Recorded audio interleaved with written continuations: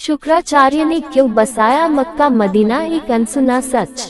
हमेशा से यह बहस का विषय रहा है कि मुस्लिमों के पूर्वज क्या वाकई हिंदू ही थे। दुनिया भर के मुस्लिम लोग चाहे इस सत्य को माने या न माने, उनके रहन सहन के तरीके, उनकी मक्का मदीना की पूजा पद्धति, उनके पवित्र चिन्ह आदि उन्हें किसी न किसी तरह से हिंदू धर्म से जोड़ते हैं। हिंदू धर्म ग्रंथों के अनुसार असुरों के गुरु तथा महर्षि भरे गो व असुर राज हिरण्यकश्यप की पुत्री दिव्या के संतान शुक्राचार्य ही मुस्लिम संप्रदाय के वास्तविक जनक थे। शुक्राचार्य ने राक्षसों का वंश बचाने के लिए भगवान शिव की घोर तपस्या की, जिससे प्रसन्न होकर शिव जी ने अपना स्वरूप शिवलिंग शुक्राचार्य को प्रदान कर उसे वैष्णव अर्थात हिंदुओं से दूर रखने को कहा। शिव जी का स्पष्ट आदेश था कि जिस दिन कोई भी वैष्णव अर्थात हिंदू इस शिवलिंग पर गंगा जल चढ़ा देगा, उस दिन राक्षस वंश का नाश हो जाएगा। शुक्राचार्य ने महादेव के स्वयं दिए शिवलिंग को भारतवर्ष तथा हिंदुओं से दूर रेगिस्तान में स्थापित किया, जिसे आज अरब देश में मक्का मदीना के नाम से जाना जाता है। यहाँ तक कि अरब देश का नाम शुक्राचार्य के पौत्र के नाम पर ही पड़ा है। शुक्राचार्य मूल रूप से काव्य ऋषि थे और उनके सम्मान में मक्का मदीना के शिव मंदिर को काव्या नाम दिया गया। कालांतर में काव्या नाम विकृत होकर काबा बन गया, जिसे मुस्लिमों का सबसे पवित्र स्थल माना जाता है। अरबी भाषा में शुक्र का मतलब महान माना जाता है और शुक्र अर्थात शुक्रिया अथवा धन्यवाद शब्दों का जन्म भी गुरु शुक्राचार्य के नाम पर ही हुआ है। मुसलमानों का पवित्र जुम्मा शुक्रवार को मानने की वजह भी गुरु शुक्राचार्य ही है। भार्गव के नाम से प्रसिद्ध शुक्राचार्य का शुक्र नाम कैसे पड़ा, इस संबंध में वामन पुराण में विस्तार से उल्लेख मिलता है। एक कथा के अनुसार जब शुक्राचार्य को भगवान शिव निगल जाते हैं, तब शिव जी के उदर में जाकर भार्गव ने भगवान शिव की स्तुति प्रारंभ कर दी, जिससे प्रसन्न होकर शिव जी ने उनको बाहर निकलने की अनुमति दे दी। जब वे एक दिव्य वर्ष तक महादेव के उदर में ही विचर रहे, लेकिन कोई छोर न मिलने पर वे पुनः शिव जी की स्तुति करने लगे। तब भगवान शिव ने हंसकर कहा कि मेरे उदर में होने के कारण तुम मेरे पुत्र हो गए हो, अतः मेरे शिशन से बाहर आ जाओ। आज से समस्त चराचर जगत में तुम शुक्र के नाम से ही जाने जाओगे। शुक्रवार भार्गव भगवान शिव के शिशन से बाहर निकल आए, तब से भार्गव शुक्राचार्य के नाम से विख्यात हुए। रामायण के अनुसार रावण की बहन शूर्पणखा का वध नहीं हुआ और रावण की मृत्यु के बाद वह गुरु शुक्राचार्य के आश्रम में ही रहने लगी थी। यह सबको पता है कि भगवान श्री राम के आदेश पर लक्ष्मण ने शूर्पणखा के नाक कान काट दिए थे और तभी से वह अपना चेहरा ढककर रहती थी। शूर्पणखा के चेहरा ढकने की परंपरा को अरब देश की औरतें आज भी निभाती हैं। अरब देशों के रेगिस्तान में तेज धूप होने की वजह से वहाँ के लोगों ने सिर ढकने के लिए टोपी पहनना शुरू कर दिया, जो आगे चलकर उनकी पूजा पद्धति में शामिल हो गए। रेगिस्तान में उपजाऊ जमीन, अनाज आदि के अभाव में लोगों ने जानवरों को मारकर खाना शुरू किया और इस हत्या को कुर्बानी का नाम दिया गया। इंसानों के मरने के बाद उन्हें जमीन में दफन करने की परंपरा शुरू हुई, जिसका मुख्य कारण रेगिस्तान में जलाने योग्य लकड़ी का न होना था। काबा में 360 मूर्तियां हैं, जिनमें शनि और चंद्रमा की मूर्तियां शामिल हैं। मुस्लिम इतिहासकारों के अनुसार इनमें से ही एक मूर्ति को अल्लाह का नाम दिया गया। शनि चंद्रमा के अलावा सूर्य और अन्य ग्रहों की मूर्तियों का वहां होना इस बात का प्रतीक है कि काबा में नवग्रहों की पूजा की जाती थी। हिंदू धर्म आज भी नवग्रहों की पूजा करता है और यह माना जा सकता है कि मुसलमानों को नवग्रह की पूजा सिखाना गुरु शुक्राचार्य का ही काम है। अर्धचंद्र को हिंदू धर्म में पवित्र माना जाता है, क्योंकि यह भगवान शिव के ललाट की शोभा बढ़ाता है। अर्धचंद्र चिन्ह का काबा में महादेव के प्रतीक पर होना इस चिन्ह को मुसलमानों में पवित्र बनाता है और इसे इस्लाम के झंडे पर स्थान दिया गया है। हिंदू धर्म के पवित्र शब्दों के संस्कृत रूप ओम को अगर शीशे में देखें तो यह अरबी भाषा में लिखे गए अल्लाह की तरह दिखाई देता है। यहाँ तक कि मुसलमानों में पवित्र माना जाने वाला 786 अंक भी ओम से ही बना है। ध्यान देने वाली बात यह है कि कोई भी मुसलमान इस बात को स्वीकार नहीं करता कि 786 अंक वास्तव में हिंदुओं